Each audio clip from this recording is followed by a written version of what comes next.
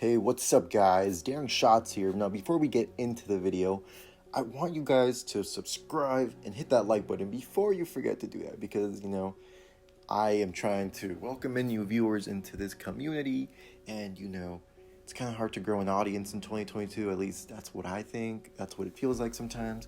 But, hit that subscribe button and like. So, yeah. Hey guys, Vsauce here. Wait, can't do that? We're gonna get copy striked. Okay, hey guys, what's up? Okay, Daring Shots here. Now we're gonna do the actual video, and this is gonna be about how I got into portrait photography. Now, if you guys see me fidgeting a lot, I tend to do that when I'm making videos because I don't know what to do with my hands. One is holding the phone on which I am recording the audio from, and the other one is just like, oh, should I brush my hair or whatnot? But yeah, let's get into it. How did I get into photography? This is not a question I've had, but it's something I want to talk about on how maybe you can get into portrait photography or how you can get into photography as a whole. Now, the way I got into it was in high school. So yeah, rewinding back to high school. I had my teacher, Gonzalez, you might see him in a later video or something. Like, I still talk to him to this day. He had this graphic design class that I took in high school, and we used cameras there. We used these Nikon D3300s. These cameras were very not good, at least for me. I was not a fan of them per se, but they got the job done. And then I kind of liked using them. We were using the Nikons to record other school projects. We would knock on the door of the Gons, and then we would ask for cameras so we could use them on other projects, and then we would edit those videos. And we used the Nikons to record. But one time I just accidentally shot a picture, and I'm like, whoa! So that's how photographers do it. And then that little seed stayed in my mind from my freshman year, I believe, and it just grew on. Forward on to my junior year, I believe. That's when Gonzalez got these Canon T7Is with the 50 millimeters, and they had eye tracking, I believe, or some face tracking.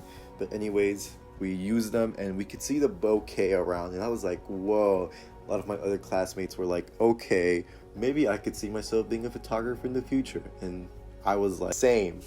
So after graduating from high school, I got a Nikon D3500. I don't know why, but I had this weird crush with Nikon at the time, and I got Nikon D3500. It was a great starter camera.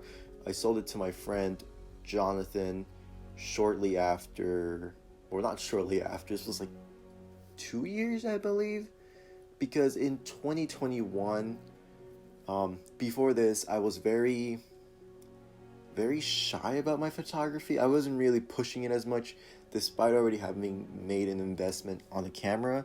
So I just kind of had my camera around, and if I ever wanted to shoot a portrait, I could do a portrait whenever I wanted to. Flash forward to 2021, or at the beginning of 2021, this boy here had a breakup, and you know how breakups go, where you want to distract yourself from the pain while also dealing with said pain. So in a quick made decision, because I make very quick decisions that sometimes are very bad and sometimes are not as bad, I decided to get a Sony a6400 with some Amazon money, and I got it on credit to build my credit a little bit more, And I was shooting my friend Carla's birthday portraits, and I had the Gonzalez helping me out learn the Sony system, and just shooting those pictures was really incredible, and I just wanted to keep seeing how far I could go while also distracting myself from this heartache. And what came out of it was just me improving after each shot, and even up to this day, like, I'm still improving. At least it feels like I'm improving. And then in the summer, I still kept shooting, still kept taking pictures. At this point, it wasn't much about heartache because I genuinely felt in love with this art of portrait photography. And even though the costs were very high and sometimes very questioning, because my bank account, I would get my $500 check from work and it would instantly disappear into new gear and stuff.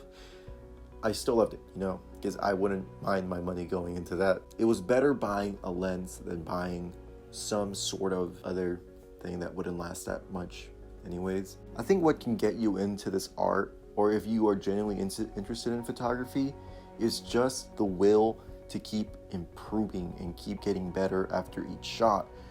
Not much about composing a shot if that's what you're worried about, because most of these portraits that I've taken, I don't take like 20 minutes like thinking about where I want to pose the model. It just happens. This is just something that happens instantly. And in any moment, you could lose a good shot. After each moment comes a new shot that you can take. So it's not about your creative outlet or your creative choices. It's just about how you are willing to go with it, how far you're willing to go with it. And yeah, that's why I recommend going into photography or portrait photography. At least that's my side of it. You could go see a landscape photographer's point of view on how they got into photography, but this was my way of getting into it. The costs are high, but if you're willing to make the investment, then this could very much be something that could basically bring you a new meaning to life. So yeah, if you guys like this video, if I went off on a tangent, because I'm very prone to that, then tell me down below in the comments. But yeah, remember to like and subscribe if you haven't already, even though I gave you that thing, that I told you in the beginning of the video, but that's fine. Okay. Then yeah, do it already. Like, subscribe, and I'll see you guys on the next one.